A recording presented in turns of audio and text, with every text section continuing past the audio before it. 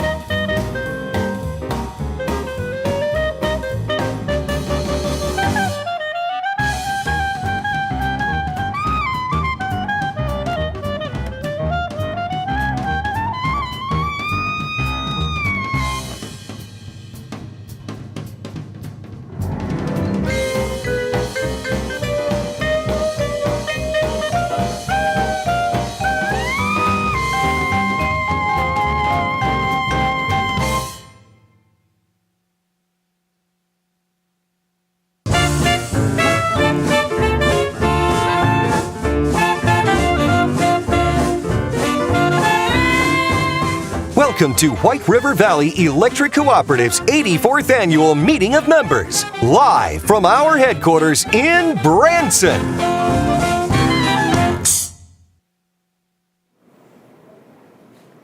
Good morning, and thanks for joining us for the 84th White River Valley Electric Cooperative Annual Meeting. Today, we are celebrating the members that make us. 84 years lends a lot of history and some pretty good stories to share about the members and experiences they've had in your electric cooperative. We'll be sharing many of those moments today as we celebrate those 84 years of service to the members who make us. Like this bit from Lucy, one of our longtime members. Check it out and see what I mean.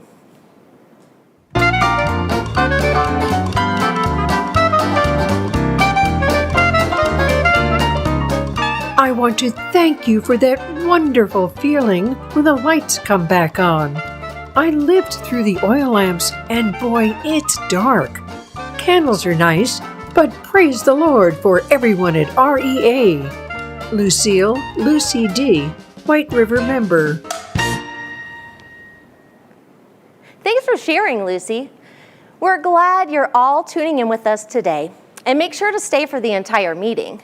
You'll hear from several more members, get updates on what's happening in the electric world and with our high-speed fiber internet project. You'll have a chance to pick some topics to discuss with our execs.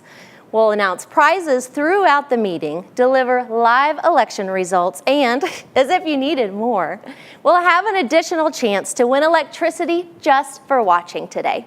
We've got a lot going on, so stay with us. In annual meeting fashion, we've asked our 2023 Youth Tour winners to join us. Abigail Folnecki from Nixa will be leading the pledge with the help of Aaliyah Youngblood from School of the Ozarks and Matthew Martin, also from Nixa. Matthew will then follow in leading the prayer. Please join us in the Pledge of Allegiance. I pledge allegiance to the flag of the United States of America and to the republic for which it stands, one nation, under God, indivisible, with liberty and justice for all. Matthew will lead us in the prayer. Heavenly Father, we are so grateful to be here. We're grateful for this country and the freedoms that it has given us. We're grateful for the White River Valley Electric Cooperative and the power that they have brought into our lives. Not only just the power that they have brought, but the community they have provided and the friendships, and we ask thee that thou may bless them.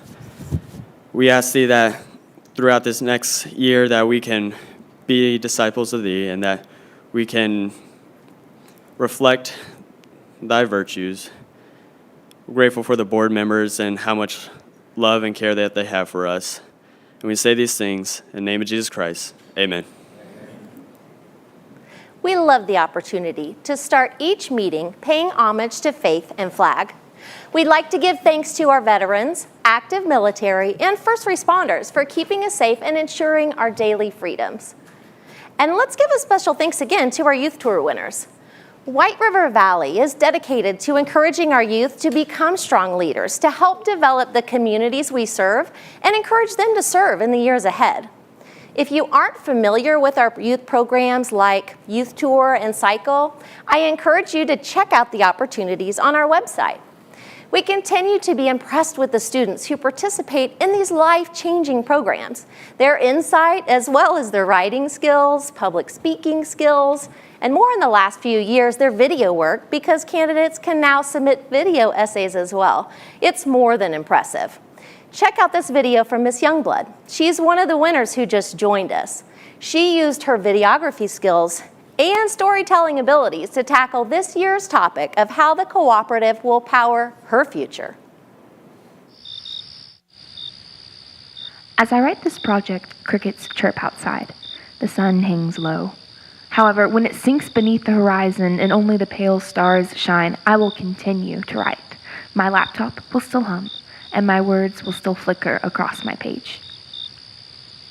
I've always loved to write. I remember in 3rd grade, while hanging from the jungle gym, I told a teacher I'd one day write books. In 7th grade, I wrote for competitions and won. With the help of the White River Valley Electric Cooperative, I have chosen writing for my future education and career. Now, you may be wondering, how does an electric co-op of all things power a writer's future? How do they support anyone besides those entering their field? To answer this, we must go back. For a complete grasp of how Wervec and others aid us today, we must first understand how they supported us in the past.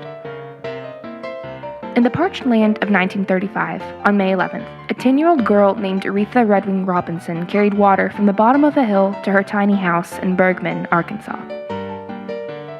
On the same day, the head of a flailing country created something. His name was Franklin D. Roosevelt, and while the girl who became my granny carried buckets, he formed the Rural Electrification Administration, or the REA, to give jobs by supplying rural communities with electricity. By 1944, the young woman Retha still hadn't seen this energy. Instead, she wrote into the night with an oil lamp. She penned until her hands were black with ink, or her mother said she would burn the house down. It wasn't efficient, but they had nothing else. Retha wrote to a young schoolteacher named Elbert Keener. Neither saw each other until the weekends. The drive was too long, the chores too tiring, and neither had a telephone. In 1945, everything changed. The REA fully reached the Ozarks, leaving new electric co-ops in its wake. Retha's brother, Fifi, trucked materials for a new dam along the White River that would one day form Table Rock Lake. By the time my great-grandparents were married, Granny Retha had a kitchen with running water. Through the 1930s, 40s, and 50s, rural families like mine were given power once only belonging to cities. This electricity allowed work after dark, improved the ease of life, and developed higher learning. Because of it, Papa Albert became a dentist, a profession all 5 of his children joined. The REA's mission for rural electricity changed Papa Albert and Granny Retha's futures. It impacted their children, their grandchildren, and it impacted me. Electricity transformed lives throughout the Ozarks. Today, cooperative support hasn't changed. REA descendants like Wervec offer, along with electricity, community services like food drives, classroom instructions, and opportunities for local youth. One of these outreach programs, the Cooperative Youth Conference and Leadership Experience, also known as CYCLE, is a 3-day conference held annually in Jefferson City. Last year, I was given the privilege of attending this event. It was there I decided my future. The moment came during Rachel's Challenge, a program about the 17-year life of Rachel Joy Scott. A few weeks before she died in the Columbine school shooting, Rachel wrote an essay asking others to treat everyone with kindness. Her family publicized the work and now speak to schools across the nation about her challenge. This girl and her words save lives. At CYCLE, I realized I have the same chance.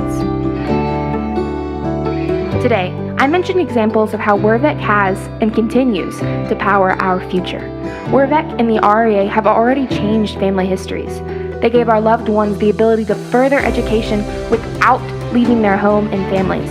I am here today, able to write into the night because of these events. Wervec continues to provide this essential commodity not for profit with a greater emphasis on community. As I have shown, they give youth opportunities to learn about Missouri, our government, and ourselves. They give through scholarships. They give to food pantries. White River Valley gives for our futures. As I look outside, the sun has disappeared, and silvery stars blanket the sky.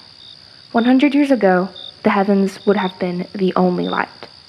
Tonight, hundreds of house lights shine, all because of rural co-ops like White River Valley Electric. What a great story, and an excellent showcase of the talent we see in these students. It really is a pleasure to work with them each year. Well, let's get started. I'll ask the co-op's General Counsel up to call our official meeting to order. Thank you, Mrs. Cunningham. Our bylaws set forth quorum requirements for member annual meetings. Based on the total number of cooperative members, approximately 400 members are needed to establish a quorum for annual meeting.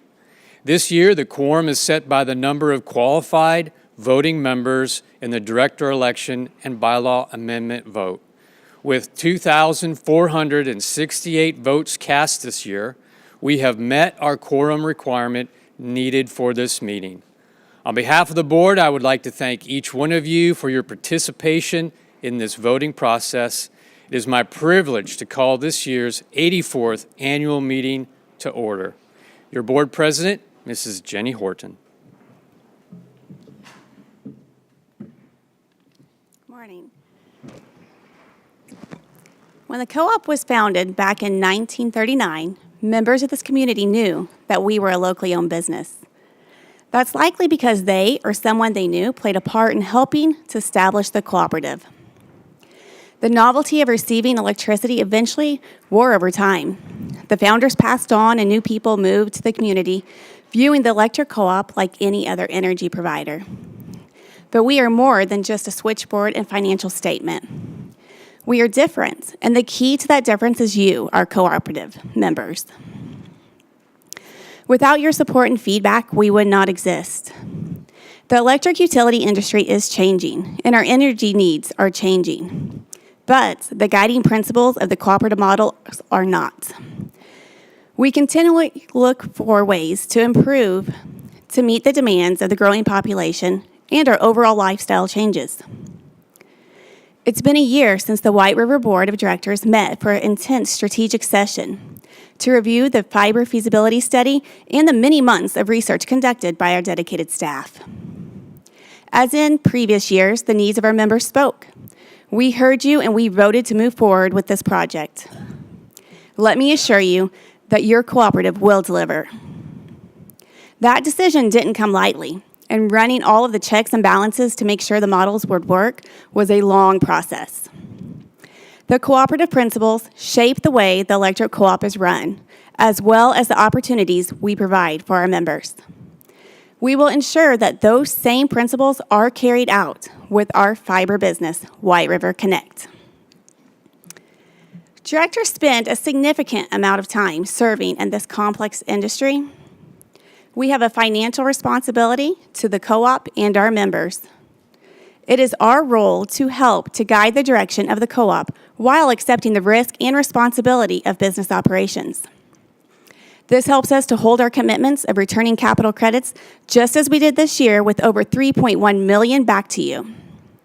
We will continue to evaluate efficient and effective processes to lower incremental costs and keep rates low and still allow for those capital credit payments. As we look to the road ahead, we will always consider the path that was laid out by our founders.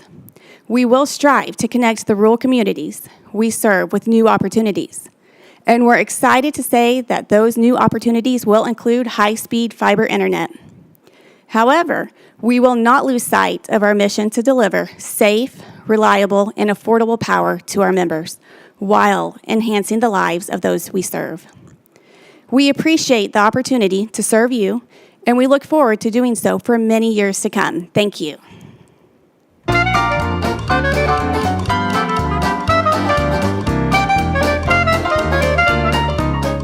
I like being able to report outages using the app, and it's nice to be able to check the app during outages for information. Obviously, outages are a bummer, but they happen. At least it's nice to be informed. Daniel H., White River member. Part of being a member of an electric cooperative means that you have a say in our business matters. You'll see a yellow box to the right of the screen that says Choose Discussion Topics. We'll have a live panel discussion with our execs later in the show to cover the topics with the most votes. We want to deliver what matters to you most, aside from reliable electric service and, of course, high-speed internet. Most likely, you've also exercised your right to vote in our election this year. Your participation is key in our success. As a way of saying thank you, all voters will receive a $10 bill credit within the next 2 billing cycles. Voters were also entered into a drawing for prizes. These prizes come from businesses all around our 5-county area, and we'll be announcing them throughout the meeting. We'll also be drawing for an additional $500 credit for those who have joined us for the meeting today. So make sure to submit your name in the box below so you don't miss out on a chance to win. Now, let's see our first group of prize winners.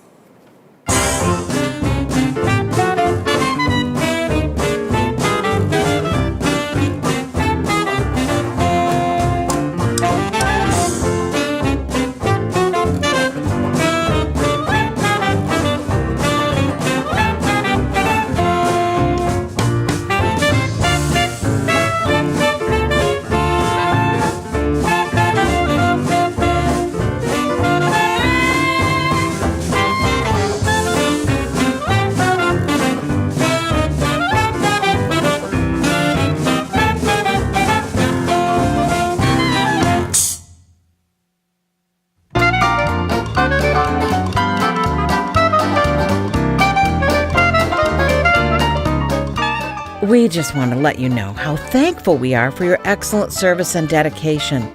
Every time there is an outage in our area, you get it up and running again in record time. You are a credit to the industry, the community, and even to the world. Thank you so much. Kimber and Linda are White River Cooperative members. We appreciate each of you that take the time to read the information we send out, whether it be email, the Rural Missouri, our website, or even one of our social media platforms. Sharing information to educate you on how the cooperative works and ways you can participate to make it work best for you, that's part of the fundamental 7 principles of a cooperative. Staying informed helps you to make educated decisions in annual elections, be it for board nominees or proposed amendments. It helps to save you money through energy efficiency programs.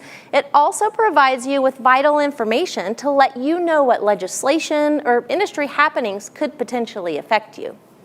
We also like getting your feedback.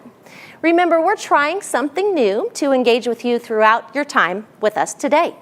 You'll see a box on screen with a number of topics, and vote for things you'd like to hear more about, and we will discuss them in the live panel later with our executive staff. There's also a bubble for tech support and any other questions you may have that we don't cover. Plus, we'll be giving away $500 and free electricity to one lucky viewer, so don't go anywhere. Let's get into the program.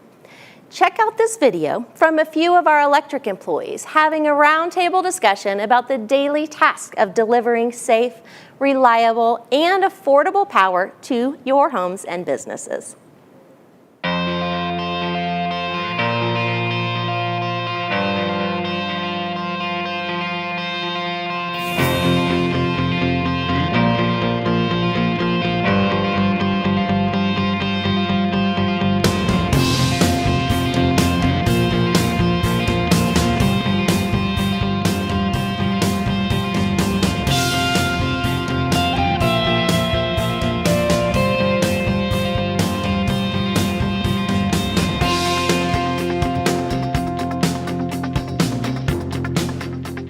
A lot of things are happening around the co-op. People are really excited about fiber. We're excited about fiber.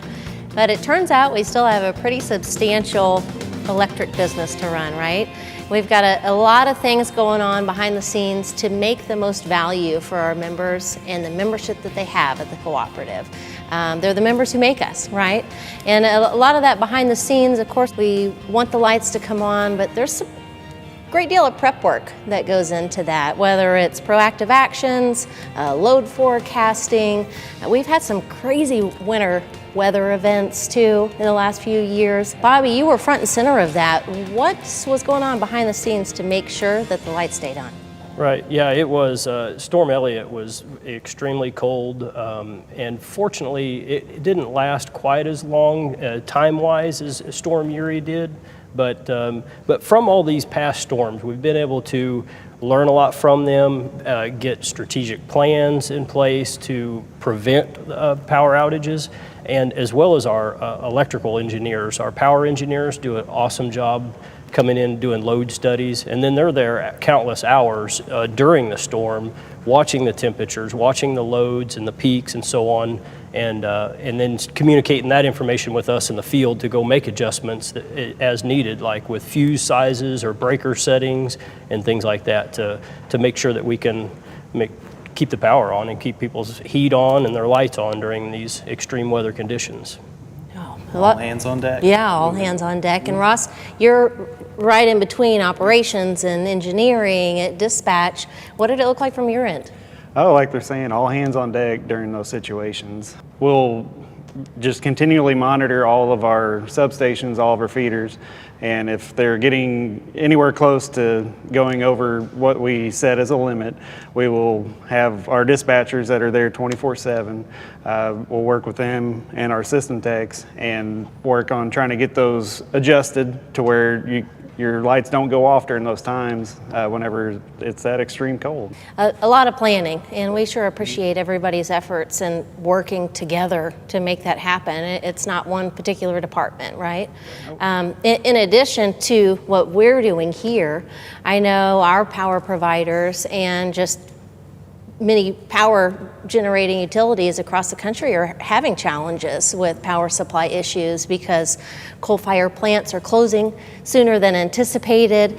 There's a big push for renewable energy, which we support. We have a lot of members of that, but we're fortunate in the fact that our providers, Associated Electric out of Springfield, have a diverse portfolio mix so they can meet all of our needs all of the time. I think 22, I had some notes, over 60% was that coal base, and over 25% were from renewable energy sources. We have a lot of members that we service here in our backyard that are solar, we have some wind generation going on, but we want to make sure that they call us first because we can help them. And Ross, oftentimes they'll talk to you. How does that work? Yes, we do have a lot of members that have solar or are looking into solar. So we encourage everybody to call us. The main reason is we want to make sure that that's going to be a fit for them.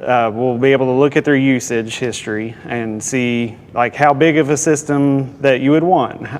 If it's going to be too big, it may not pay off as well for them. So definitely call us. We'll be able to do a site survey, look at your usage history, and make sure that that is going to be a good fit for them. So they're not paying for more than what they need, right? Correct. And that site survey helps check some boxes, right? What's the life status of the roof and where are they going to put it?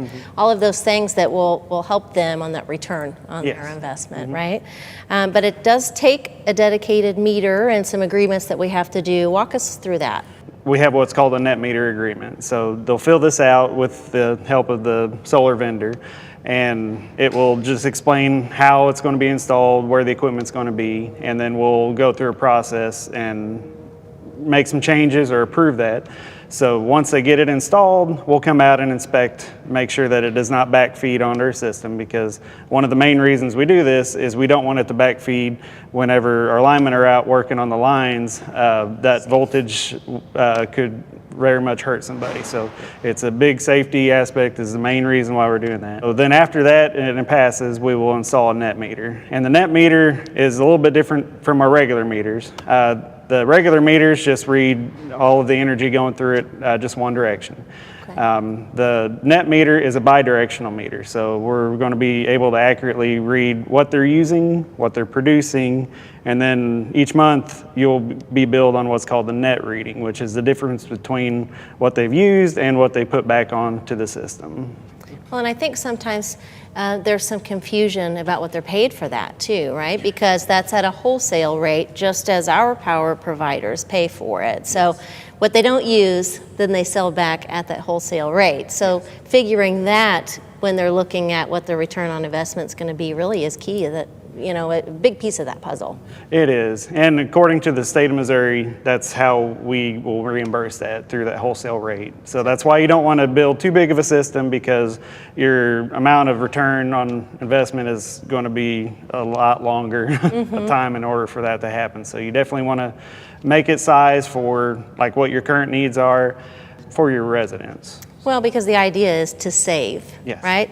Not pay here or pay here, it's to pay less. Yes. Right, so that's key in calling first and walking through those steps to make sure it's the right fit for that particular location. It is. Whether it's a net meter or just meter for general home and business, that's a dedicated meter that you're working to switch out now. Yes. right? And it's AMI. Tell us what AMI stands for. Yeah, AMI is Advanced Meter Infrastructure. It is the same technology that we've had for over 20 years, but every meter has a lifespan. So most of our meters have come up to that lifespan. So we've been exchanging those for the past several years. And we're wrapping up that program, and we're in kind of the southern Stone County area, Kimberling City to Branson West, Indian Point area, changing meters. So a lot of people in that area will start seeing White River Valley Electric Cooperative employees changing their meters out. Okay, well, they like seeing their friendly faces in the area, and whether it's changing meters or doing system improvements. We've got some monthly checks going. I know, Bobby, you're out in the field doing that with some others. Tell us what that looks like. Yeah, so we do monthly inspections of all of our substations and our downline devices, all of our critical equipment downline as well, just to do a visual check and also to make sure that they're in proper order, so that helps prevent outages. So we do that on a monthly basis, and then we're also on a routine schedule of changing that equipment out on a certain regular basis to ensure, again, that it's going to stay in proper working order. So, well, and I'm sure that helps to see things before they're happening. Absolutely. So it's not a truck's roll. We're doing that during the day, and we're making sure it's reliable, and the lights are coming on, the heat's on, the air is on, whatever it may be, but you guys are there doing it. There's system-wide or special projects that you have a hand in too. Walk us through some of that. Right, yeah. So some of our upgrades to our system includes, like last year, for example, we put a new transformer in the substation in Cedar Creek. And so that was a needed improvement there. And then this next year, we've got scheduled to have a second transformer added into our substation located on Jobald Road. And because of all the growth that's happened over the last few years down Jobald Road, that substation has become severely overloaded. So we've got that on the plans, and it's very critical that that happens next year as well. Yeah, and it's important that we serve the members that we have and meet the growing demand for potential members coming in. It's beautiful here. Yes. That's why people want to live around the lake, they want to live around the water, and we want to support that, but it does require special needs, doesn't it? So, well, we've talked about the system, but we also need to maintain the beautiful land around it. Brian, tell us about right-of-way. We do live in a very beautiful part of the country, and but it is very heavily forested, as we all know, which makes it a huge challenge to manage the vegetation in the right-of-ways, but it's something that has to be done in order to keep the power on. Sure. We utilize an IVM process, which stands for Integrated Vegetation Management Program. Okay. And what that consists of is a multitude of different methods and procedures to combat the vegetation as it grows, whether that be manual cutting and pruning, mechanical cutting and mowing, herbicide applications, TGR applications, spot treatments wherever it's needed. That's what we do. We started this program about 10 years ago, and that was a reclamation phase. So we went through the entire system and reclaimed the right-of-way because we had a lot of large trees that had been left for years, decades, that had to go. And that was kind of a painful process, but we made it through it, and we're now in the general maintenance cycle, which should be, much less invasive. As we come through, you're not going to notice it as much. We're just doing trimming, mowing, and those herbicide treatments in between, and we're going to do that on a 5-year cycle. To do that, we got to cover about 800 miles a year of trimming and mowing, about 1,400 miles a year of herbicide. So it's a big undertaking. It's a cost savings too, right? You Absolutely. reclaim that so you don't have to do everything every time. You can just come back and do it where needed. Yep. And I think, didn't that put us in a gold standard for some right-of-way work? It did. So this last year, we were awarded the proclamation, if you would say, from the International Society of Arboriculture. And what that is they named us a Treeline USA company.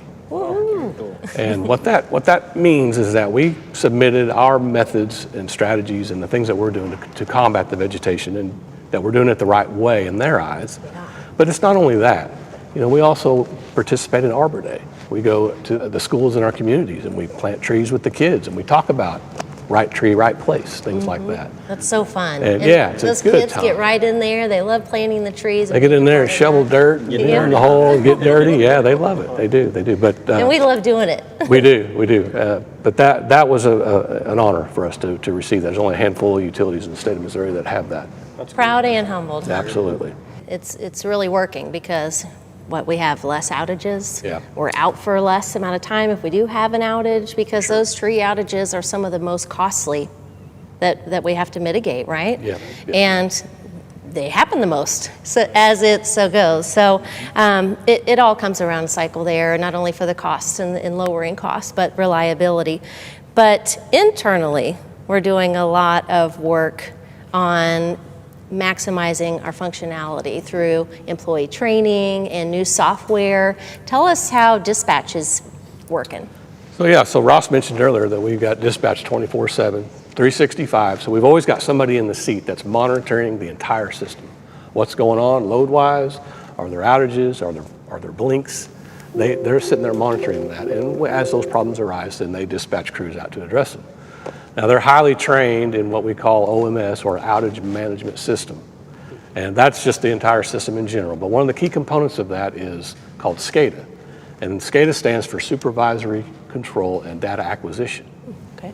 So what that means is let's say we have a fault out there on the line somewhere, squirrel, tree, whatever it is. It could be a momentary blink, or it could be an actual outage that locks the line out to where it's de-energized and we have to send crews out to turn it back on. Dispatch will see that, they will get an alert, then they will go into their system, and they can actually input the data and pinpoint where the problem is a lot of times within a few hundred feet. Wow. Yeah. So that really speeds up the process of getting the crews out there and getting the power back on, which is what we're all about, right? The shorter outages that we have, because we're gonna have them, it's just a given. But if we can limit the time they're out and the amount that we have, then we're winning. Yeah, winning. And that helps us a lot, like he said, with our job. And as well as that, I've been on many outages where you get out, you show up on this at this location, and the member wasn't even aware they were out of power. So we get out there, and because of this system, we can see that outage when it takes place. Now we still encourage our members to call in, if they're aware they're out of power. But with this system, it's an excellent tool.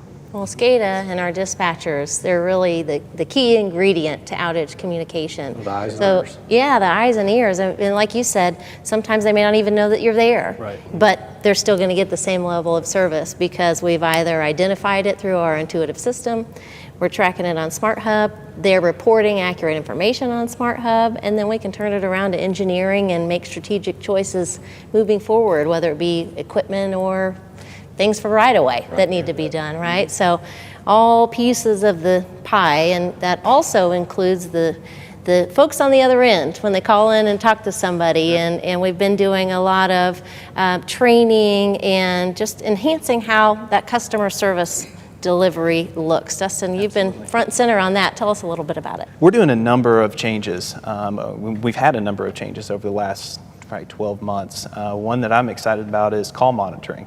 What call monitoring is, it's just recorded calls, and what we're doing with those is getting our team back together and listening to our calls, critiquing ourselves, and we're asking not only management but also those that are taking the calls on a daily basis to give us feedback on our processes.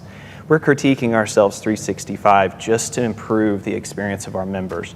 We have 5 different locations, and our expectation is that as a member, when you call those locations, you're getting the same responses, the same timely responses, and a great experience every time. So, consistency. Yeah, consistency, it's huge, and our communication is huge. When we're interacting with a member, we want to make sure that they feel good, they feel confident in us, because we should be that trusted advisor that's taking care of their electric 365, 24/7. So we're excited about that. Another thing that we're doing, or we accomplished over the last year, was providing a new payment option. And we all like new payment options. To each person is their own, and they might want a different payment option. So we provided the Pay Now feature on our website. And I think it really is a great feature for those that maybe don't have the Smart Hub app, or is just looking to make a quick payment. They don't want to make that phone call. You can go onto our website, click the Pay Now feature, put in your account number, and your name, and you're off to the races making a payment or multiple payments. But I don't want that to overshadow all of our other great options. Yeah, I'm a Smart Hub guy. I'm a Smart Hub guy too. It's kind of that one-stop shop, really.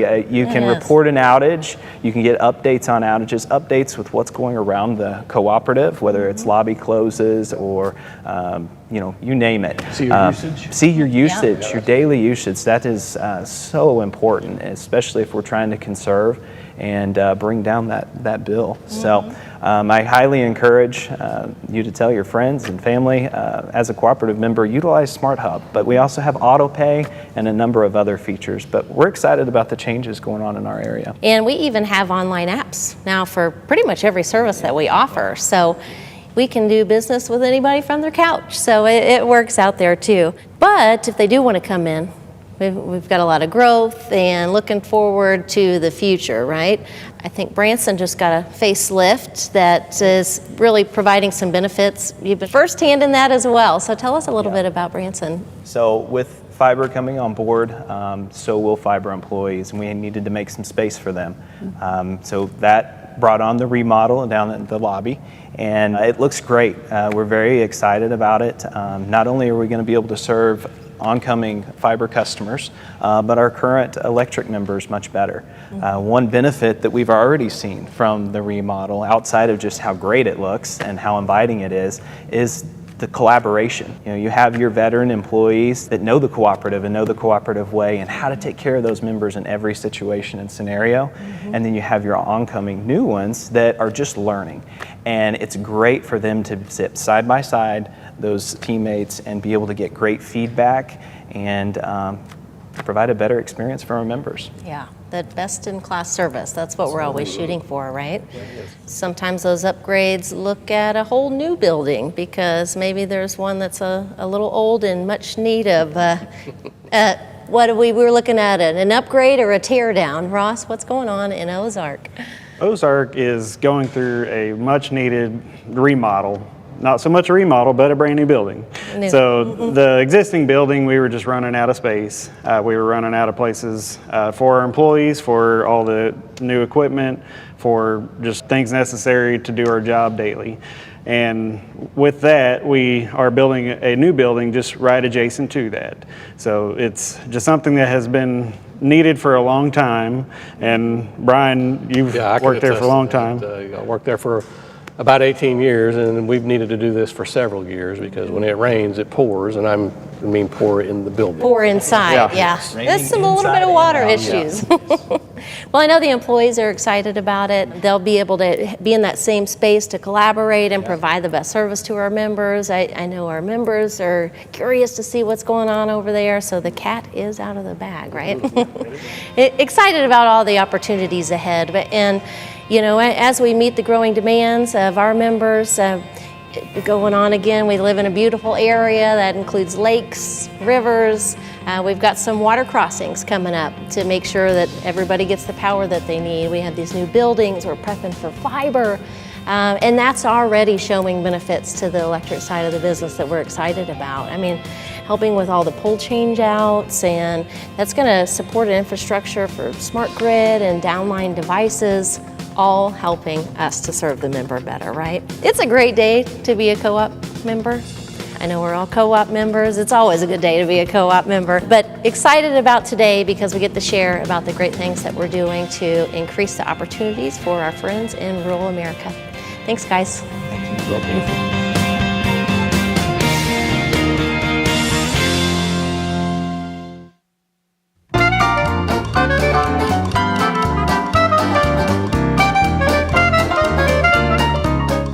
Super reliable. Customer service is always amazing.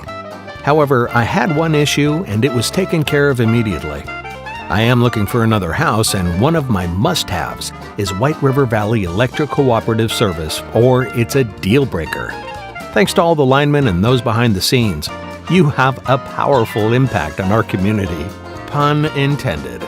Jason B., White River Co-op member. We are humbled to have the opportunity to serve you. We're also very fortunate to have so many qualified people, both from our power providers and employed at White River, working together behind the scenes to keep your lights on. Many members have inquired about grid reliability and power supply. As it was discussed on the video, Associated Electric Cooperative, our wholesale power provider, uses a mix of resources, including coal, wind, natural gas, and hydropower facilities to provide an economical and reliable wholesale power supply to co-ops like White River. They typically use the lowest cost resources first to meet member needs. Then they look for opportunities to purchase power from other utilities at a cost that may be lower than they can generate it. This energy portfolio is really key in meeting demands, and there are contracts in place to cover 100% of our energy needs 100% of the time. Resource management and forecasting for the future is a huge part of reliability. We'll hear from our cooperative CEO next, and I'll cover more topics, but before we do that, let's see some more prize winners and grab another reflection from the members who make us.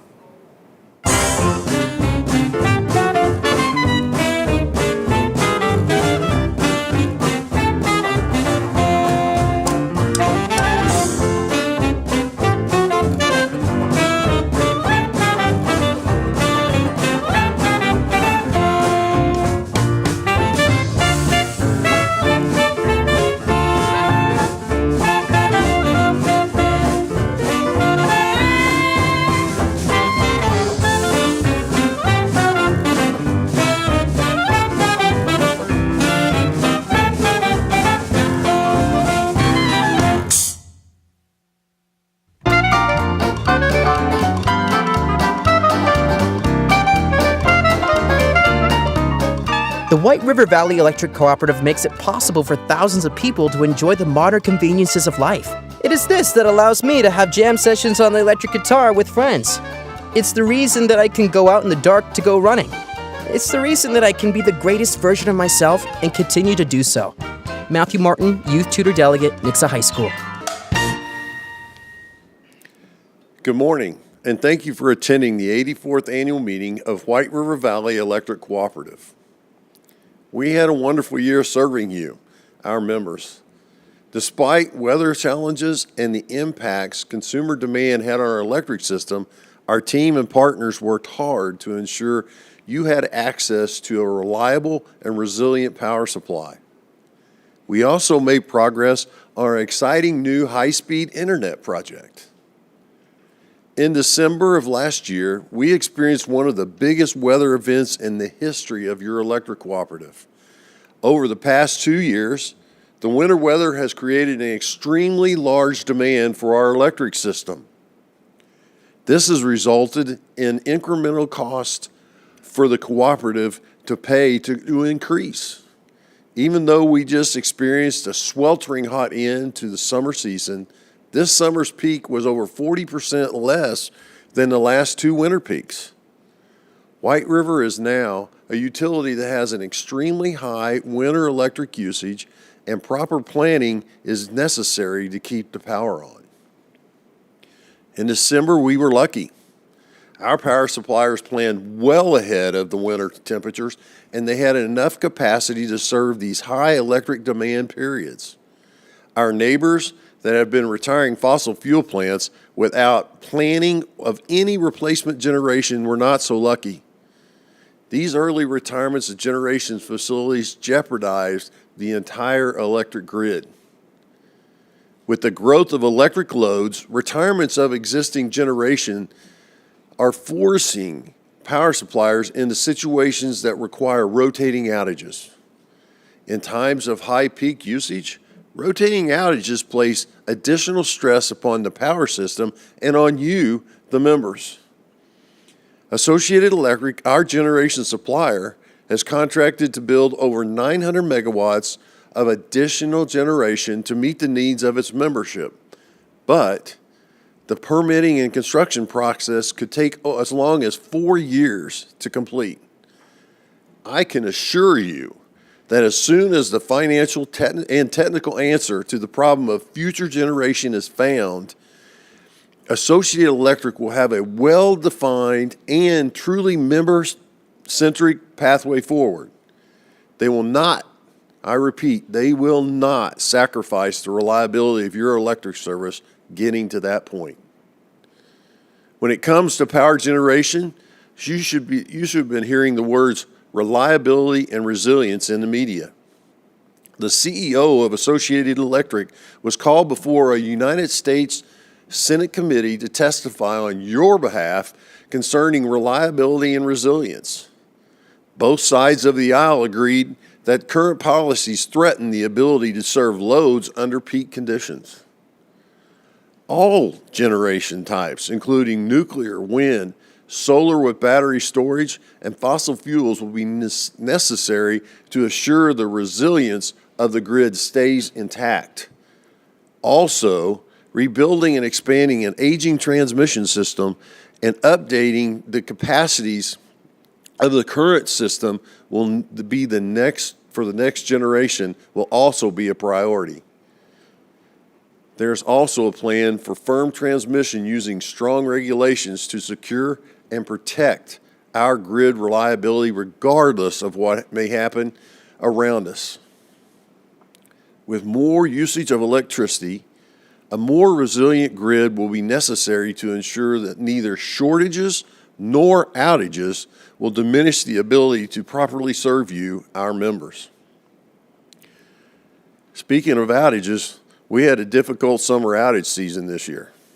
And while we cannot stop Mother Nature, we do many things behind the scenes every day to prepare for the times like these. Our right-of-way crews perform regular maintenance throughout our entire territory. But with even the most aggressive tree trimming plan in place, we cannot compete with these storms that carried straight-line winds of nearly 90 miles an hour. Two of the last large storm events caused over 40,000 outage respirations in a 3-week time period. The storms also caused over 200 broken poles, many down power lines, and even transformer replacements. Your employees demonstrated guts and determination in their efforts to get every outage on as safely and quickly as possible. We do appreciate the patience of our members as we work to restore service after the destruction left by these storms. We realize just how much electricity is needed for the security and physical needs of our members. And during these storms, member support for our employees was truly inspiring. From writing letters and providing cold drinks to our linemen on a hot day, and even snacks and dinner, we were reminded time and again of how truly lucky we are to call this area our home and to serve each and every one of you. Aside from the storm mitigation and day-to-day operations, we've spent the last year building a broadband business. Since the decision was made to move forward, the system design has been underway, innovative technologies were chosen, and policies written for White River Connect, our fiber subsidiary. We were given over $8 million from 3 counties that we currently serve, and $47.3 million from the Missouri Department of Economic Development to aid the construction costs. The federal government has announced that the state of Missouri will be eligible for over $1.7 billion in additional grants to support broadband projects, and we will be applying to try and get as much of this funding as we can. Realize this project has a price tag of over $260 million, so every bit of award money counts. Partners have been selected in this process. We have chosen NRTC as project consultants and ITG as our contractor. Construction of the 5-year project began in June, and so far over 300 miles of fiber have already been installed for a project that will encompass over 4,000 miles when completed. You see, COVID taught us of the necessity of remote communications in our service territory to keep up with education, wellness, and business.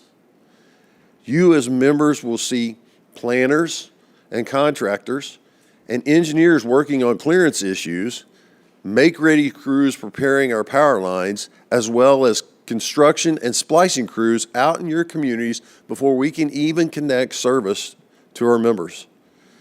I promise you that we are building a world-class communication system for all areas of our 5 counties that have not had access to proper internet service.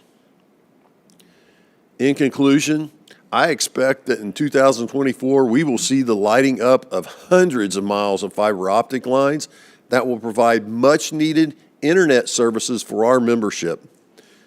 The future of White River Connect and White River Valley Electric Cooperative is as important to you, our members, as it was 84 years ago when we installed electricity for our rural members to improve the way they lived. My family is one of those that hooked up service in 1939. No doubt, fiber service will bring incredible benefits to all generations for years to come. As you saw in this year's annual report, I did have hair color once upon a time. It has been a huge blessing for me and my family to have served this membership for over 38 years. We have worked together to build an impressive distribution system. And I look forward to assisting with the construction of the same type broadband system. I also want to thank our board of directors for their continued contributions to our electric cooperative and the increased hours of service for the fiber optic business. We're saying goodbye to 2 very valuable long-term directors this year. Pat Funk from Ozark County and Keith Short from Stone County. You gave us over 40 years collectively. Your contributions to our communities will leave lasting impacts.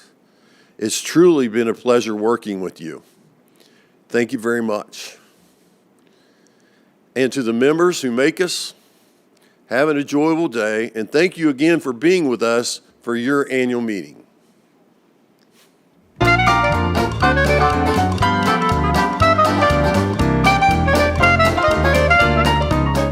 Restoring power in weather or after an accident, etc., can be a miserable job.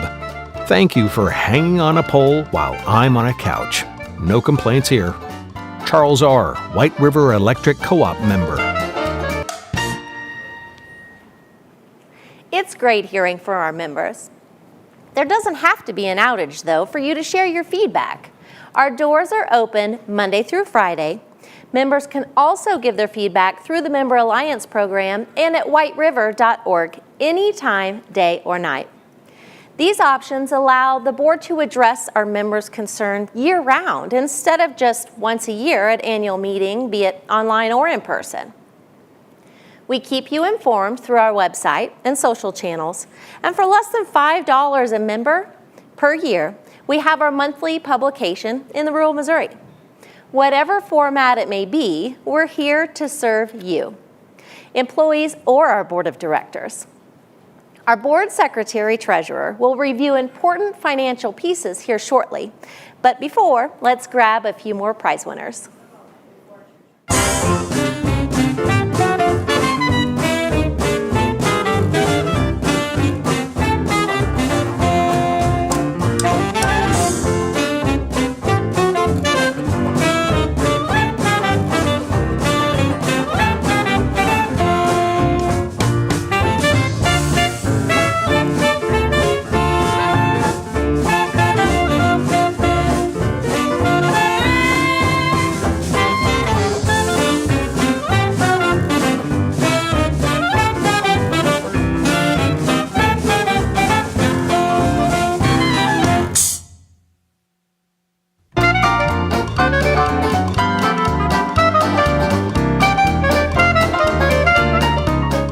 Exceptional service, outstanding employees, especially the linemen. Truly, so glad we have White River for our power service. Been with them for over 45 years. Thank you very much for providing such great service. We are blessed to have you on our side. Robert W., White River Co-op member. Thank you for joining the virtual meeting today. As in previous years, meeting notes, officers' reports, and financial documents are published well in advance of our meeting. As your Secretary-Treasurer, I'm pleased to share the records that have been examined by the White River Valley Electrical Board of Directors. We receive the financials monthly and have an annual audit performed by Forbes, a certified public accounting firm. The auditors submitted a letter to the Board of Directors, and the results of our 22 operation and cash flow. The letters reported no discrepancies and in conformity with U.S. accounting principles. You can view the 2022 documents in a few places, in a few official meeting notices, in the August Current Times pages from the Rural Missouri Magazine. You can reference them on the members-only portal in Smart Hub. View all of them on the annual meeting pages of our website and highlights, and also noted in the 2022 annual report that went out last month. When it comes to financials and equity management, our goal is to align corporate costs with the strategic play. While lowering incremental cost, we do so by monitoring the cost throughout the detailed budgeting with trends and projections. Contact us if you have any questions or concerns about these reports and the documents provided. I'd like to take a minute to thank my wife Candy for taking care of our home while I was away on co-op business, and all of the membership I've had the privilege of serving for the past 22 years. I'm in terming out of my board position. I would also like to thank Chris Hammond and Angie Odell for their help. It has been a pleasure to serve you. God bless.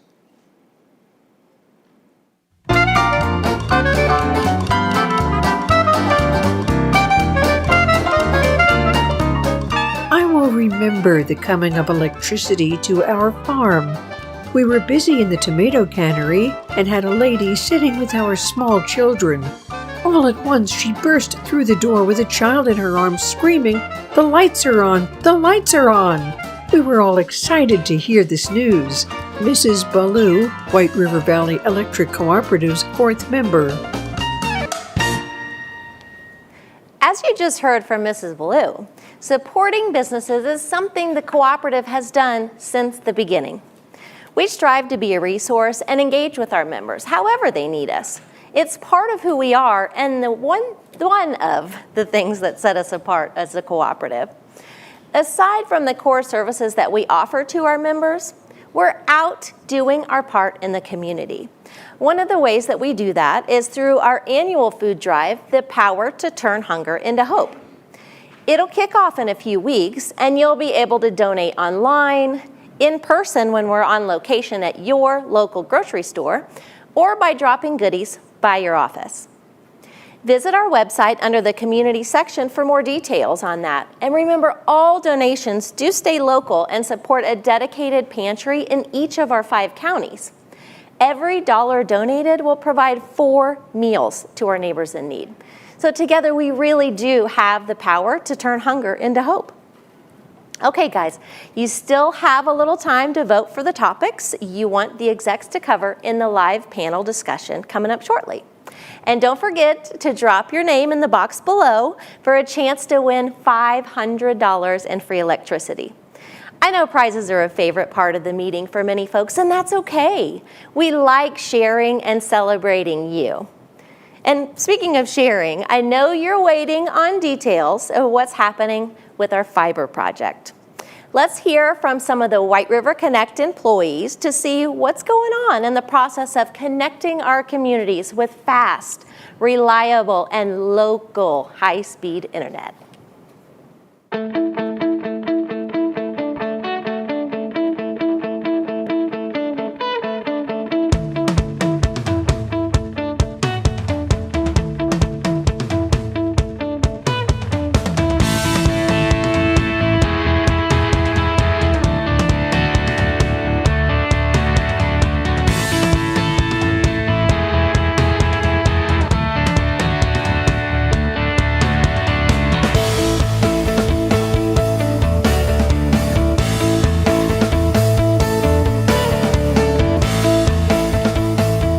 Members have pleaded for years for us to offer internet service because there's limited to no availability in our area. And we came off just a little over a year since our board made the decision to move forward with our fiber to the home, fiber to the business project. Tell us a little bit about what the road is ahead, Bo. So first step was to get boots on the ground. Big project, a lot to do ahead of us. Also, we had the challenge that we knew back then with the supply chain coming out of the gate. So we had to start with partnering with strategic partners, vendors that start on that. In parallel with all that, we're starting a new business from scratch. So we had to start with a new identity. Who are we going to be and what are we going to represent with branding and things like that? Well, I know we went back to the members for that. We're sending out surveys, we're asking them how they feel, what services they want, what names resonate, what colors resonate, down to even what service they have, don't have, what speeds they want, and how they would want to do business with us. So wrapping that all together really helped. I mean, their feedback was key in all of that. A lot of work went into that. I mean, it wasn't just, hey, let's pick a name and let's pick colors and logo. There was a lot of work that went into that because it had to mean something. Well, and the input from our members was just exponential. When we sent out a survey just asking them about their providers and what speeds they were looking for, price points, we had almost 12,000 people respond with the survey. And then when we went back to host these focus groups to really dive into the branding and develop who we were going to be, we had almost 11,000 people that were interested in participating with that. So we had 5 focus groups, 1 in each county that we serve, and we were able to get a lot of great information. And we're excited out of that. We have White River Connect and our blue and green colors that illuminate the fast fiber and the beautiful land that we live in. So we're excited to come forward with that and being powered by WRVEC, White River Valley Electric Cooperative. But it wasn't just the branding part, a lot of other things going on at the same time. Yep. Ryan, tell us about all the design and construction phases. Yeah, so before any design or construction could start, while all the business development and everything was going on, we had to get people here to assess the poles, figure out if there was room for us to attach to the poles, if the poles were of sufficient quality or height for us to actually make an attachment on them. After that, all that data has to get processed by somebody, so we have a contractor that processes, takes all that information, breaks it down, it gets separated but to what needs to be done to get us ready, and then what are we going to do, what is our actual design going to look like. So at the same time as we're building this network, we're also improving our electric side as well, because our poles are getting upgraded. Any issues out in the field are being found by either the field collection crews or our actual construction crews, because they're touching almost every pole in our system. Yeah, in addition to that, we're also getting fiber to a lot of areas of our electric system where we don't have connectivity. So it's improving the physical structure and it's improving our company communication, because we can actually monitor that a lot better. So, helping to illuminate the road ahead, right? Yeah. So you're talking about the design, pole change outs, make ready, all of that type of thing, and then what does the actual construction look like? Yeah, so we've got contractors out working right now. There's multiple phases to that. They run the main line, they install MSTs, which are the ports where the actual service connections that go to your house tie in. Okay. Those all have to be spliced together. So there's multiple phases to construction. In addition to the multiple phases of construction, everything else that we've talked about is all happening at the same time as well. So all around our 5 counties, yeah, different phases of this could be working, but everything's happening at the same time to work within our 5-year build out, right? Yeah, we may have data collection going on at the same time as construction in a different area, and lots of moving parts a 4,000 mile project is a huge undertaking, so. Well, and you said parts. I'm thinking parts, materials, inventory. This is a large network. So a lot of material work goes into that, and I know when the order goes in, it's called a BOM. Jay, tell us about the BOM. A BOM, a bill of materials, right? We got a lot of acronyms, and that's the first one we ran into. But with that, we also ran into some problems. We have long lead times on some of this material. We have continued design changes. So what we order may not be needed, or we may need more of it, right? So we're always constantly looking at our inventory, and these BOMs allow us to order phases, because 4,000 miles of materials is a big, impossible amount of material to get your hands on. So we order it in phases, these bombs, right? What we also didn't realize is all this new inventory. We didn't know what it looked like, how much floor space it took up. So that was a big obstacle that we come our way. Oh, wow. When it started coming in at 4 to 5 truckloads a day, we also realized that we needed a little bit of manpower. It takes a while to get those trucks unloaded, counted, verified, and put away. We also ran out of space. So to fix that, here at the Branson location, we did some groundwork to hold about 200 or 200 plus fiber optic reels on a nice, secure location. We also had to go offsite. We leased about 46,000 square foot of warehouse space, but it was undeveloped, so we spent a lot of time developing it to our needs. Another reason we needed a little warehouse help, but we got that in place, so we're good there. But we also found some synergies. From the electric system that we use to monitor our inventory on the electric side, we realized that we could use it on the fiber side. So as those 4 to 5 trucks are coming in, we have a place to check them in really quick, and as it goes out to the contractors, we can check it out real quick. So that's been really nice. But we're not done. We still have to look at our lead times. We're going to get a lot more money in the fiber optic industry, and it's more money, more people ordering more materials, our lead times, we're going to have to start watching that on a go-forward basis. Well, you said money, and I'm thinking grants. We know that's been a big piece of the pie here, and synergy too. Both that's something that stuck out to me because that's what our communities are doing. That's how we got these monies. Initially, some of our commissioners jumped on board right away, realizing the economic impact that this project could have on the counties that they serve too. So they provided us a local match, and then we were able to put that together with many, I think over 100 letters of support to go towards our MOBIG application, Missouri Broadband Infrastructure Grant, and yet another acronym. I'm sure there's more as we keep talking, right? But excited about that because it helped us make a case, and it stood out, and we were rewarded for that with the largest grant in the state, right? Yeah. $260 million statewide program, the MOBIG program. And we work very, very hard to make the case for our communities. And certainly the commissioners help with that case, okay? That resonated with those who made a decision on that. So we received, or are awarded, $47.3 million out of the $260 million state program, which was the largest award in the state.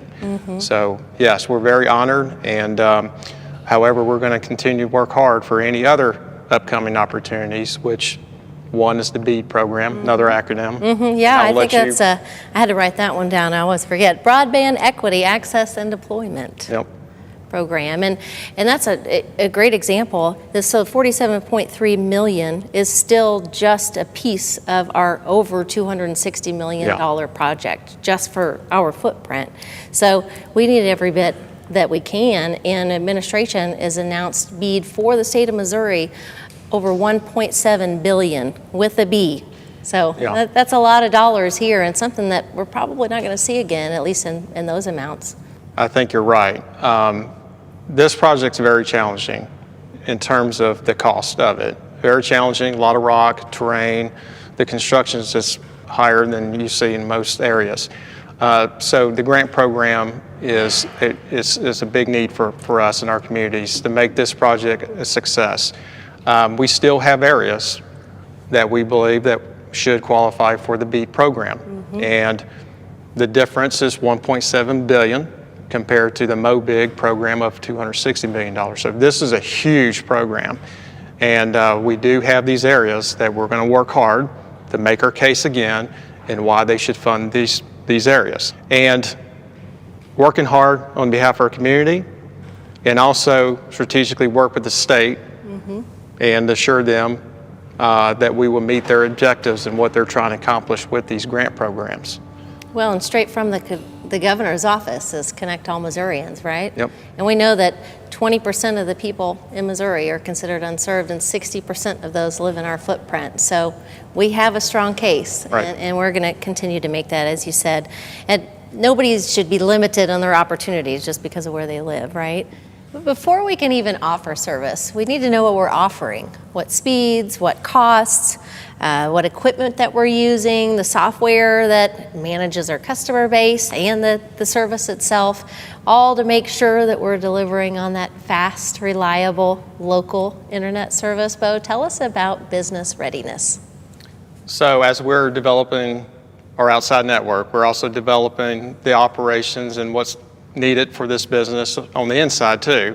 And that's business support systems, operation support systems, things that has to be procured and deployed to support this network and how we deliver these services to our customers with the focus on the customer experience. So working real hard with that, what packages we're going to offer with the different speeds, but also added value services too.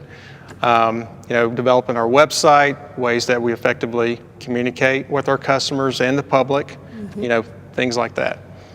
Well, I know that identifying pain points has been a big part of that.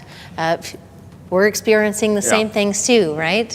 And we're wanting that after-hour services and some of those other things that I know we've spent many hours talking about and what we're going to offer to. Well, that's part of the customer experience, because we have a list of pain points that we've heard and from our communities and that we experience ourselves because we're local, okay? We live in these communities too. Things like, extended customer service hours, technical support hours, reliability, that's a big thing. Also, 5 locations where they can pick up their home equipment if needed on the same day. So, we're working hard on that with the focus, again, on customer experience. Customer experience. Well, I know that there's a lot of sweat equity going in at this point, and aside from what's going on out with construction, putting the packages together, we're still establishing a business, right? And everybody's played a part. Velma, you've been right at the helm of that too. Tell us about some of the administrative things.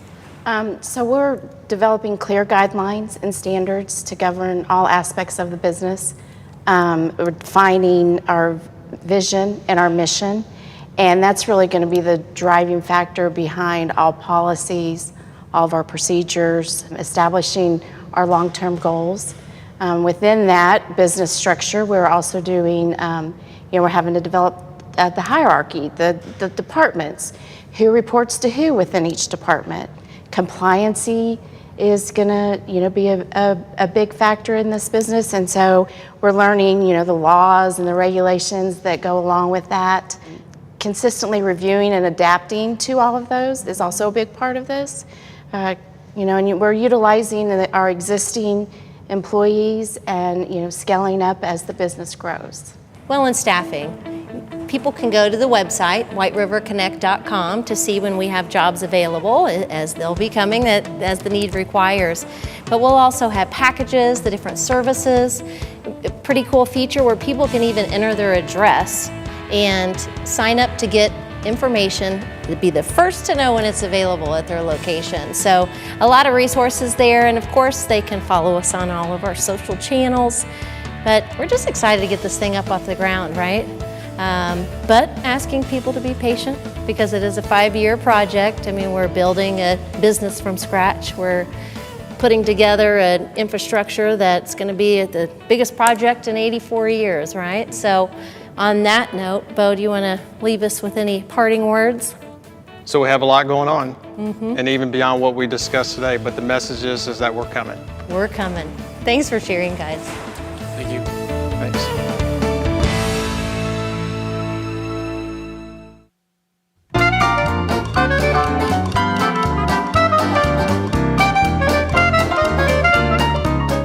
One thing that I depend on greatly that electricity provides for me is the internet. White River Valley Electric Cooperative is coming out with a plan for fiber-to-the-home internet. Many of my friends have an atrocious internet, which affects their ability to communicate and to succeed in school. If a reliable internet service is provided, it will greatly impact their life. It will make the community stronger by giving them the opportunity to do better in school and the tools to communicate. Bailey Guidry, Youth Tour Delegate, Ludi High School. We're back, and I'm here with the rest of the Cooperative's executive staff, except for our CEO. You heard from Mr. Hammond earlier. Throughout the meeting, you've had the opportunity to select topics you'd like us to discuss, so let's get started. The top topic on everybody's mind, it's happening all around us. Tim, what's going on with electric rates? You know, that's a very good question. I will tell you, over the past 7 years, White River has been able to sustain raising our electric rates. But think about what's happened over the last 7 years. We've seen COVID-19, we've seen some dramatic shifts in inflation, supply chain management, and we've also seen some very unpredictable costs in power. So I will tell you that it's going to be a topic that White River discusses in the near future, but it's something that we review annually. So after every year, we get our financial statements put together, we bring them to our board of directors, then ultimately what we do is we make that decision, and we have a tool internally to help us whether or not we need to raise rates or sustain rates. Good deal. So always in constant review. Well, and another question that you all asked was about rebates. So smart energy choices just make a home more comfortable, and they help your bills to be affordable. So White River participates with our power provider, Associated Electric, in the Take Control and Save program. And on our website, you can see a number of different rebates that we offer, from smart thermostats, water heaters, heat pumps, even EV chargers. So we encourage our members to go there. You can fill out the application from the website, super easy. We even have links to requesting home audits, where you can then get a rebate on any findings in what you fix from the home audit. We also have additional resources there that would get you to federal incentives, all to help save money. So we've got a lot of things there to offer. Outages. Yes. We've talked about that throughout the videos, and since some of the things we put together earlier, we've had some crazy summer storms. So Yes. John, tell us about outages. We've had a very active outage season this year, and you know, we do our best to try to restore outages as quickly as possible, but also, you know, we also want to make sure the membership understands how important the outage is to us. I know that emotions run high, and you know, everybody gets a little on edge, but that's to be expected. But we as a cooperative, you know, whether it be from the line department, from dispatch, even all the way down to every person that's involved with the co-op, we take it so seriously, and we do our very, very best to try to get your lights on as soon as possible, because we want them on as well. Right, and you said emotions. That's because everybody here wants to deliver at 100%. 100% of the time. I know we've said that, and we do our best to, there's no doubt, to mitigate those things when they happen, but sometimes Mother Nature has different plans, doesn't she? She does. We still love her, but she does. So solar and EV, Rick, in engineering, tell us what you're seeing from that perspective. Sure.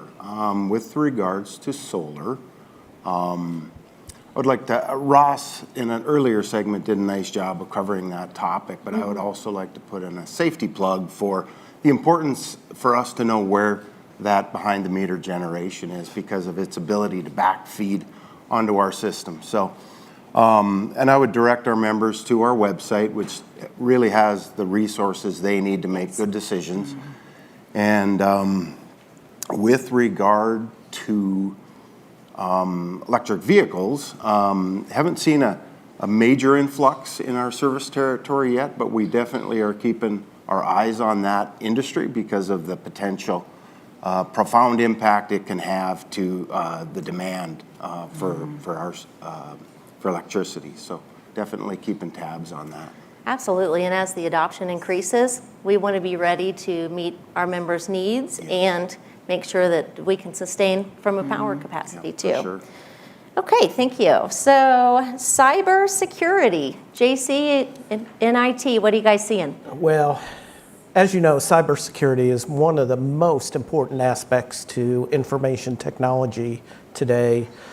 We see threat actors constantly trying to invade our system, and our responsibility is to protect our members' data as well as White River's reputation. To that end, just over a year ago, we hired a full-time cybersecurity analyst, and that person's job is to make sure the bad people don't get into our system. We also have the resources of both Show Me Power and Associated Electric, and they have teams of cybersecurity experts. So if we run into an issue, we can always reach out to them for help. And we're unique in that we have 2 transmission cooperatives. So we can also reach out to KMO Power as well. So we're doing everything we can to protect our cyber stance. I was going to say, I said before, it's a great day to be a cooperative member, but one of those reasons is because we have so many additional resources. Show Me, KMO, Associated, and then our statewide and nationwide associations too. So employment. The business is growing on the electric side. We're adding members as people come into the area. And then, of course, brand new fiber business, Angie and HR Business Admin. Tell us all about it. Employment. So we get that question asked quite a bit. So the best place to go for any information is going to be our websites, just as Rick alluded to earlier. Our White River Cooperative website, as well as our Connect website. They both have a job opportunity tab. You just click on that tab, you'll be able to see what openings are there, be able to read the job description, and then right from that same place, you'll be able to click an easy apply. It's the best place, the fastest place to see what's going on at both of our cooperatives as well as Connect. And some people try to send in that contact us information and try to send us their resumes. Because the timing is different from when the job is coming open that they may be applicable for, we would just suggest don't do that. Just wait till those jobs come open, apply, and we'll definitely be in touch. Okay, because you probably don't keep those on file. We don't keep them on file. That we would just, my office would be filled with resumes. Right. Well, and a potential employee wants to be timely and relevant and at the top of the list, right? Correct. So, don't want to wait on that. Exactly. Well, thanks a lot for sharing. Thank you all for voting. This was fun, new thing this year. So we appreciate you giving us your insight on the topics that matter to you most, because your continued feedback really is what helps to keep us on track. Whether it's an interactive meeting session or casting your ballot during election time, it's that voluntary member participation that's also one of our core principles. And that gives you a voice in how the co-op is governed and, of course, how we operate each day. There just so happens to be additional benefits too. Remember, if you voted in the election, you'll receive a $10 bill credit, and you are also entered to win many other great prizes. I have the last group of winners here, but don't go anywhere after that because we have the election results. We'll have a quick chat with our CEO from White River Connect, and then one lucky winner will receive a $500 bill credit. Here are more prizes.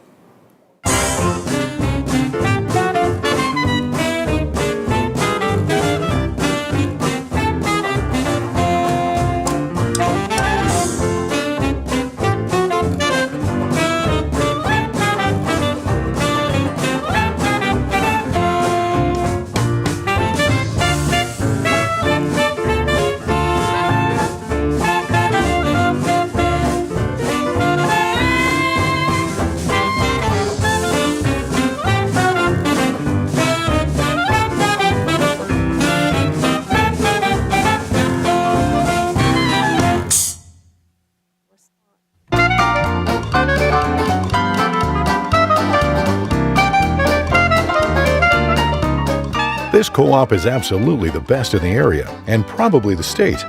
They are really quick when the power goes out, which it rarely does.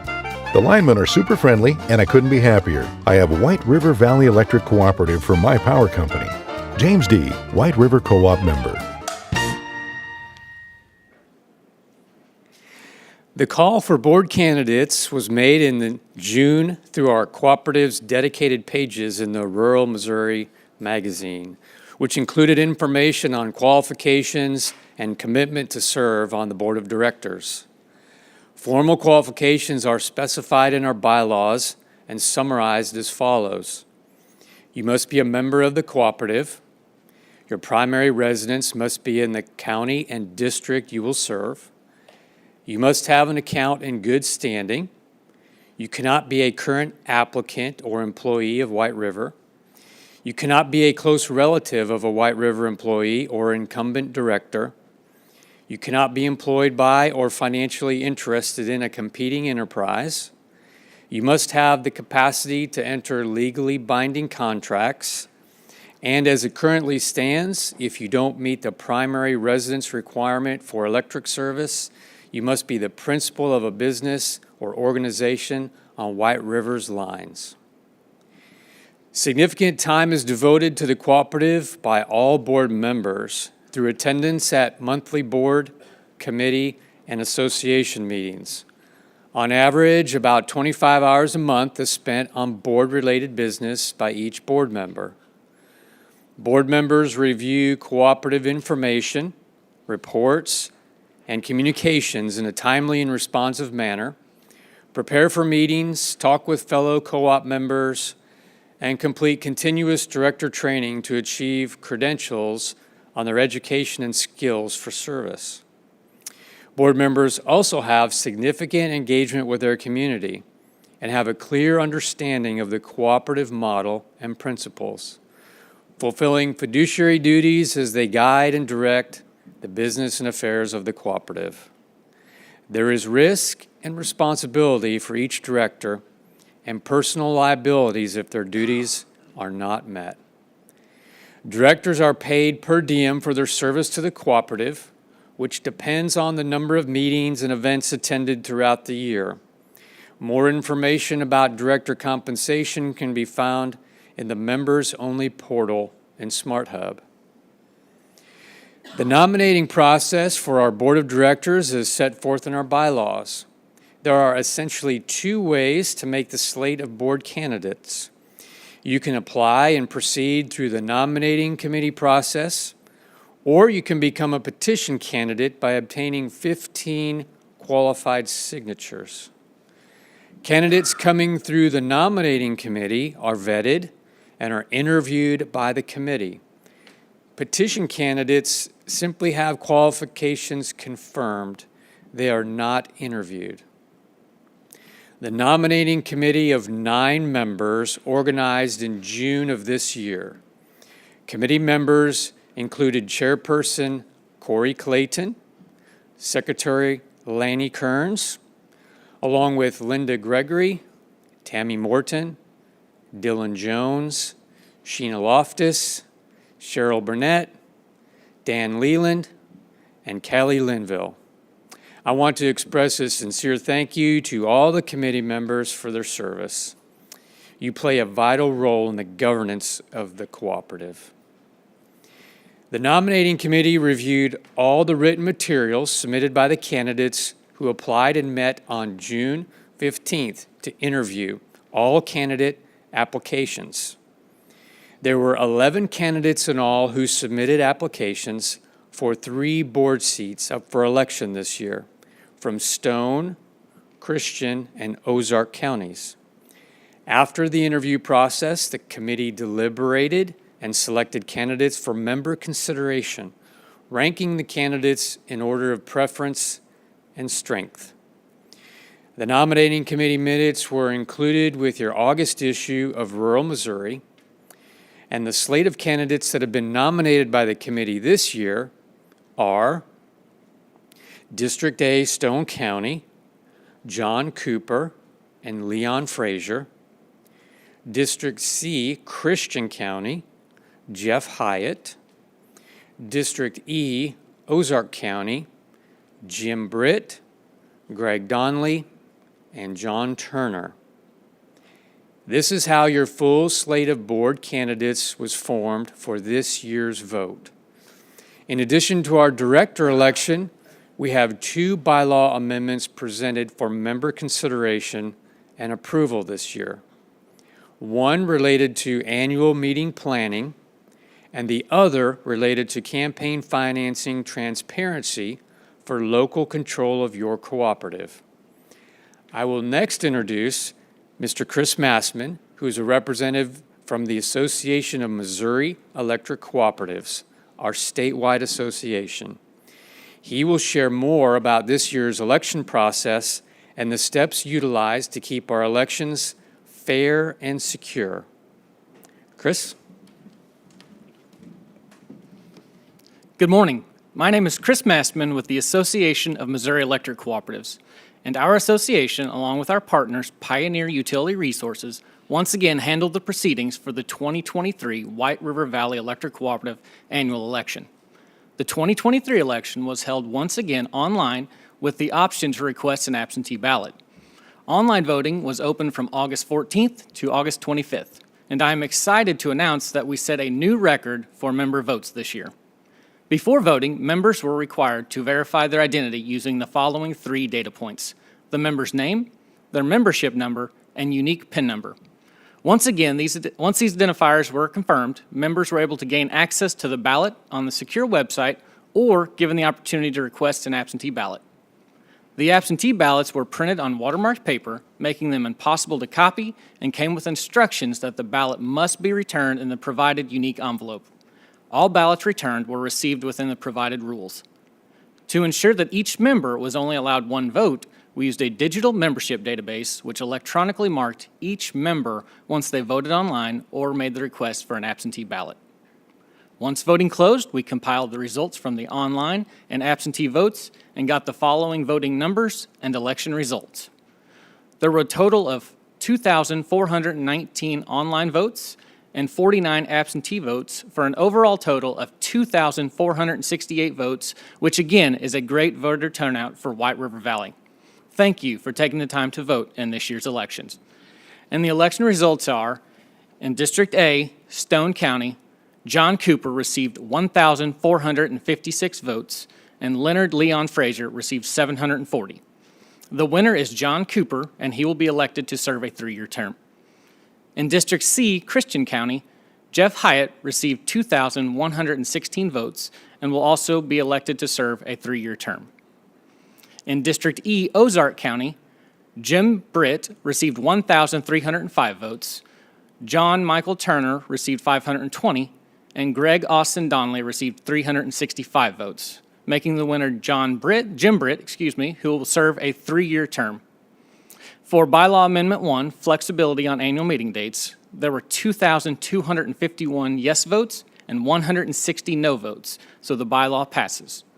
And on Bylaw Amendment 2, disclosure of campaign contributions, we received 2,260 yes votes and 102 no votes. Once again, that bylaw passes as well.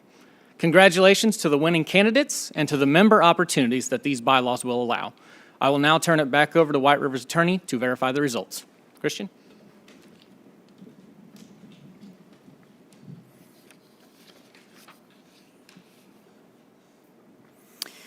Thank you, Mr. Massman. As counsel to the Cooperative Board, I will attest to the election process and the verified results.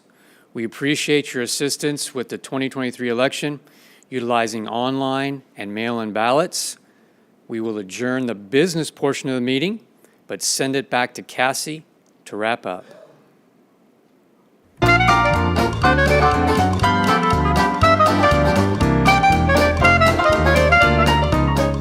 White River Valley Electric Cooperative and the REA have already changed family histories. They gave our loved ones the ability to further education without leaving their home and families. I'm here today, able to write into the night because of these events. White River Valley Electric Cooperative continues to provide this essential commodity, not for profit, with a greater emphasis on community. White River Valley gives for our futures. Aaliyah Youngblood, Youth Tour Delegate, School of the Ozarks. We realize the commitment to deliver reliable internet service is vital for the growth and sustainability of our membership and the communities we serve.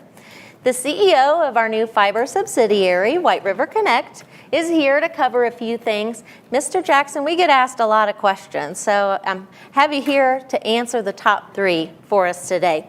Number 1, when will it be available in my area? So this is a 5-year project of building over 4,000 miles of fiber. So it's an aggressive timeline, aggressive schedule. The project goal is to provide access to fast, reliable internet services to all our members by 2028. Okay. We started construction in June. and have a good start so far, with the plans to start offering internet services to our first subscribers in the first quarter of next year, which is 2024. Coming right Now, there up. are several factors, such as permitting, grant funding obligations, and ongoing network design work that can have impacts to timelines in certain areas, but still within that 5-year time frame. So some changes in schedules can go, but we'll navigate through that as we move forward with the project. All right. So. Well, that's just right around the corner, so I'm sure folks are going to be excited. Well, and I'll also say that to check service availability, you can go to our website at whiteriverconnect.com, enter your address, and also sign up for notifications or receive the latest updates on the project specific to your area. Yeah, so they'll be the first to know. Sure, yeah. Right. So number 2, how much will service cost? So we're building a world-class network that's going to be advanced. It's going to have has scalability to it. So our plan is to initially offer services that's going to be competitive in the markets. Okay. It's going to be the fastest internet speeds. It's going to be the most reliable internet services in our areas. Our goal and plan for at least the initial packages of our residential internet services, we're going to try to keep it under $100. Oh, okay. So we are subscribing to the Affordable Connectivity Program, which is an income qualifying program for subscribers to receive up to $30 of credit towards their bill every month. I will say that our plan is to publish our initial residential packages for internet services on our website. On the website. So I continue to encourage to check the website for not only just the latest updates on the projects, but also our initial offerings for our internet services. Well, I know that's going to be coming up soon, fine-tuning all the details and right. making sure we're offering the best. So number 3, what speeds will be offered? So our initial offerings for our residential packages, or internet packages, are going to be up to gig speeds. We will be able to offer multi-gig speeds for our commercial business packages. Now within these packages, it's going to be symmetrical speeds, which means that your upload speed is going to be as fast as your download speeds. Okay. There's a lot of value in that, considering how much content that subscribers and internet users are now uploading to the internet, such as uploading your videos, your pictures to social media platforms, and also to your cloud backup services online. Okay. So in addition, with the network that we are deploying, with our initial offerings of residential up to gig speeds, we will be able to offer multi-gig speeds for residential packages when that time comes that there is a demand and a need for those speeds. Well, I know members are excited. I'm an excited member. I think I bring up the service at my home in every meeting that we're in, so I'm ready for it too. Anything else you'd like to leave us with in regards to fiber internet services? I'll just continue to emphasize, encourage everyone to go to our website, whiteriverconnect.com, to get the latest updates and get your questions answered there. Also, don't be surprised that this is a big project. There's a lot of moving parts. So don't be surprised that within your area, you're going to see multiple activities and crews over the duration of this project, even within our right-of-way. So yeah, we're excited. Again, 5-year aggressive schedule. We're trying to do it as fast as we can, and when it's all said and done, it's going to be the best network in the area. Yes, fast as we can and right. Yeah. Right and reliable. Well, thanks, Bo. And remember, as he said, we're currently working on design in some areas, full on construction mode in others, but we are working across the entire 5-county area to build that world-class fiber network. In the meantime, be sure to make sure the information on your account is correct as far as contact. You can also visit whiteriverconnect.com, whiteriverconnect.com, to sign up and receive project updates and really be the first to know when service is going to be available in your area. Remember, search your address at whiteriverconnect.com. Got it right that time. Let's hear our final reflection from one of the many members who make us before we close, and then we'll grab the winner of $500 in free electricity just for joining the meeting today.